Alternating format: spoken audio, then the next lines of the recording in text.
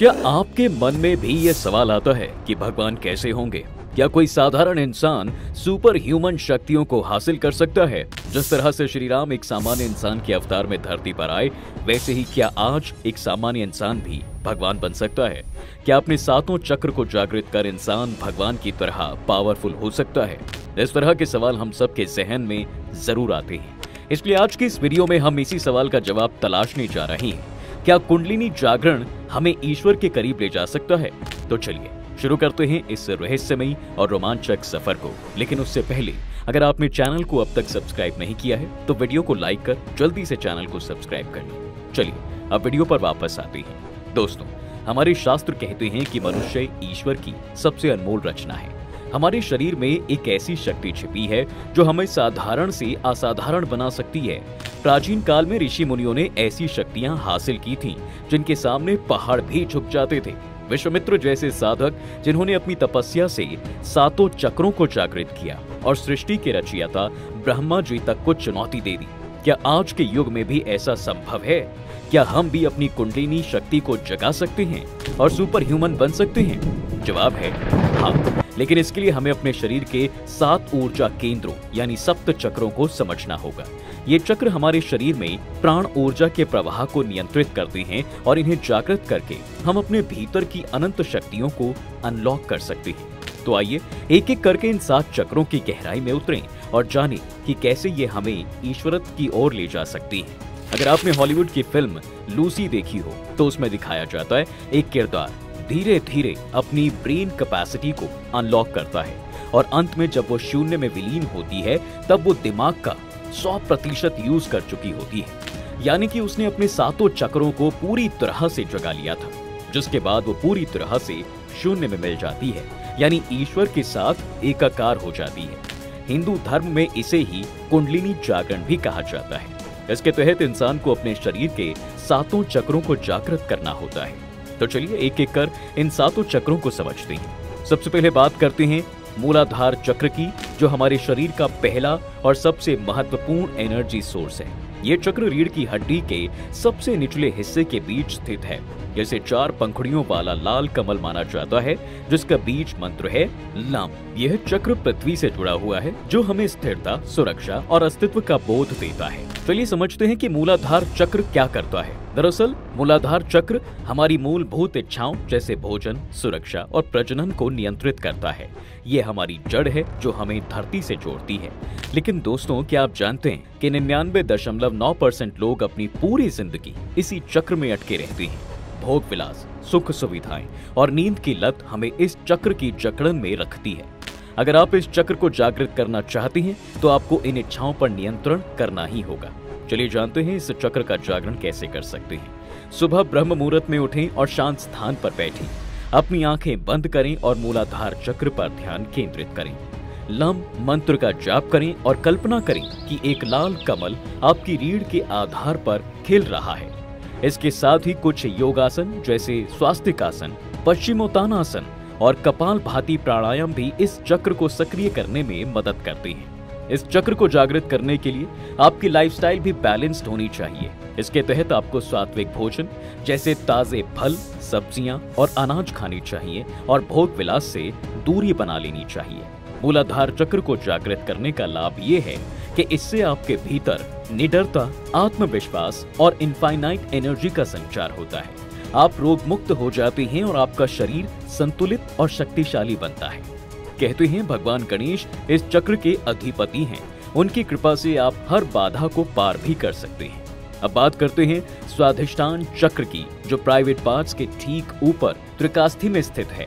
त्रिकास्थि को अंग्रेजी में सैक्रम कहा जाता है। रीढ़ की हड्डी से निचले हिस्से में स्थित एक त्रिकोणीय आकार की हड्डी होती है, जो हिप बोन से जुड़कर पेल्विस का हिस्सा बनती है। स्वाधिष्ठान चक्र 6 पंखुड़ियों वाला नारंगी कमल है, जिसका बीज मंत्र है वम। ये चक्र जल तत्व से जुड़ा है, जो रचनात्मक भावनाएं और सुख को कंट्रोल करता है। चलिए जानते हैं कि ये चक्र क्या करता है। स्वाधिष्ठान चक्र हमारी क्रिएटिविटी, रिप्रोडक्शन और इमोशनल बैलेंस का केंद्र है। ये चक्र हमें जीवन के सौंदर्य को अनुभव करने की शक्ति देता है। लेकिन अगर ये इनबैलेंस हो तो व्यक्ति क्रूरता, आलस्य या मानसिक तनाव का शिकार भी हो सकता है। चलिए अब समझते हैं इसके जागरण की विधि। इसके जागरण के लिए शांत वातावरण में बैठे और वम मंत्र का जाप करें।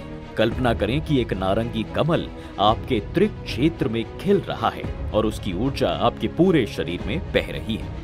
इसके साथ ही भुजंग आसन, तितली आसन और अनुलोम विलोम प्राणायाम भी इस चक्र को जागृत करते हैं। इस दौरान आपको पानी और लिक्विड फूड का सेवन बढ़ाना होगा क्योंकि ये चक्र जल तत्व से जुड़ा हुआ है। चलिए अब बात करते हैं इस चक्र के लाभ की। दरअसल इस चक्र के जागरण से आपकी रचनात्मकता बढ़ती है और आप मानसिक तनाव से मुक्त हो जाते हैं।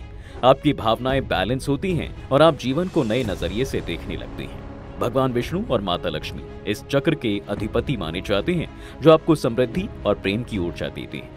इसका साइंटिफिक पर्सपेक्टिव कहता है कि स्वाधिष्ठान चक्र का क्षेत्र मस्तिष्क के उन हिस्सों से जुड़ा हुआ है जो इमोशंस और क्रिएटिविटी को कंट्रोल करता है।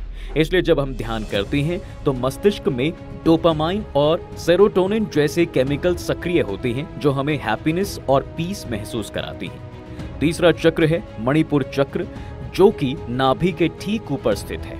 ये 10 पंखुड़ियों वाला पीला कमल है जिसका बीज मंत्र है रम। यह चक्र अग्नि तत्व से जुड़ा हुआ है जो हमारी इच्छा शक्ति, आत्मविश्वास और बुद्धि को नियंत्रित करता है। चलिए जानते हैं कि यह चक्र करता क्या है। दरअसल मणिपुर चक्र हमारे शरीर की ऊर्जा केंद्र है। जब ये चक्र जागृत होता है तो व्यक्ति अपनी बुद्धि और इंद्रियों पर कंट्रोल पा लेता है। इसके जागरण के लिए आप ध्यान लगाकर रम मंत्र का जाप करें और नाभि पर ध्यान केंद्रित करें। इमेजिन करें कि एक चमकता हुआ पीला सूरज आपके भीतर जल रहा है।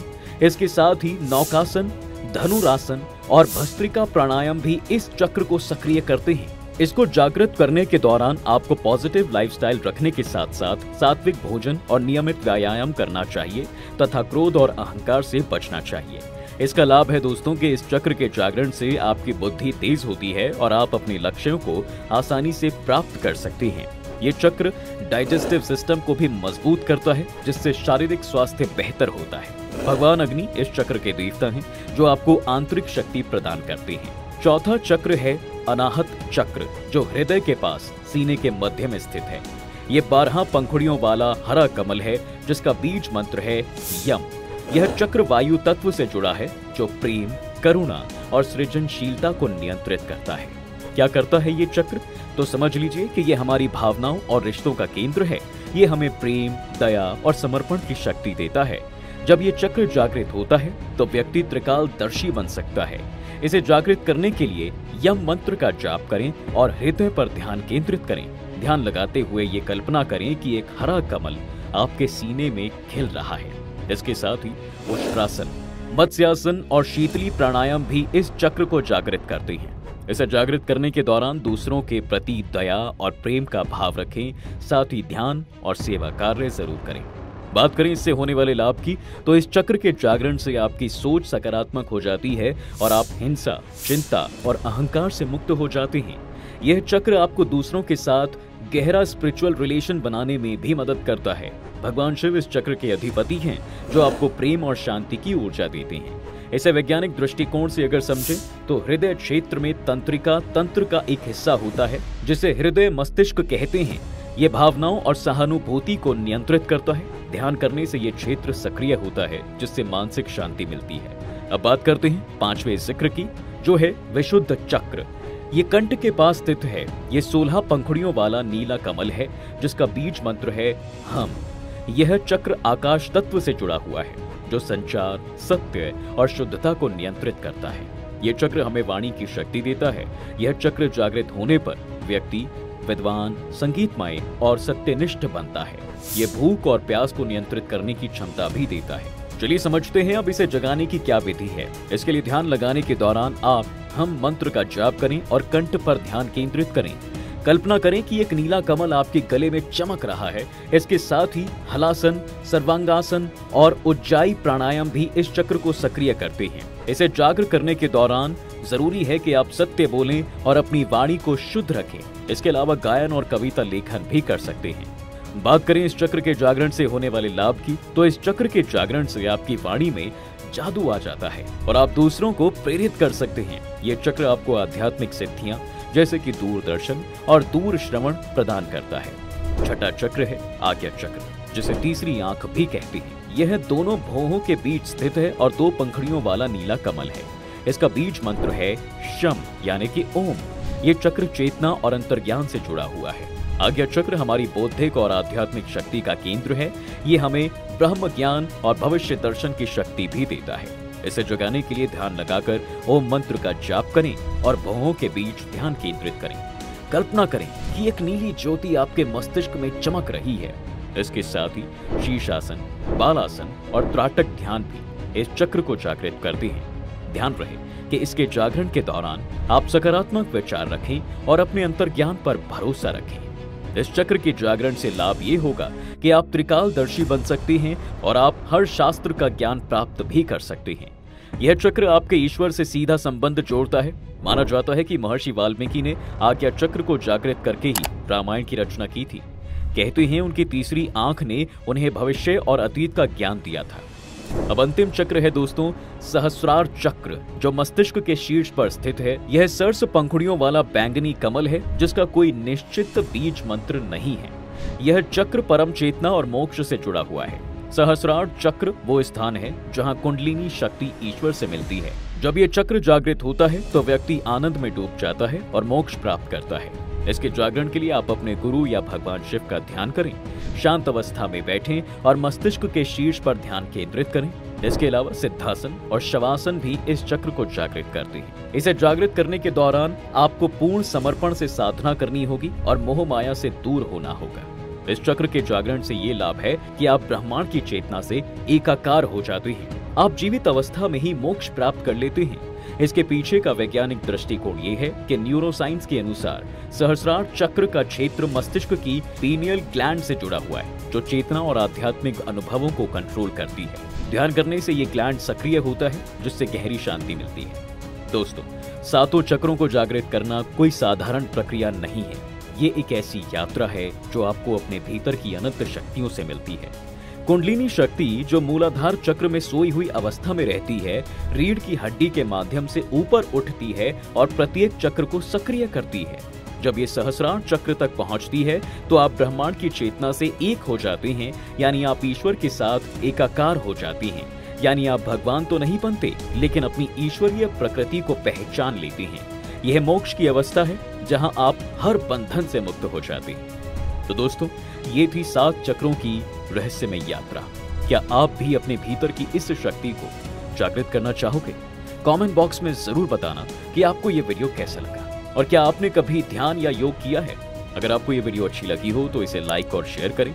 साथ ही हमारे चैनल द डिवाइन टेल्स को सब्सक्राइब करना बिल्कुल ना भूलें।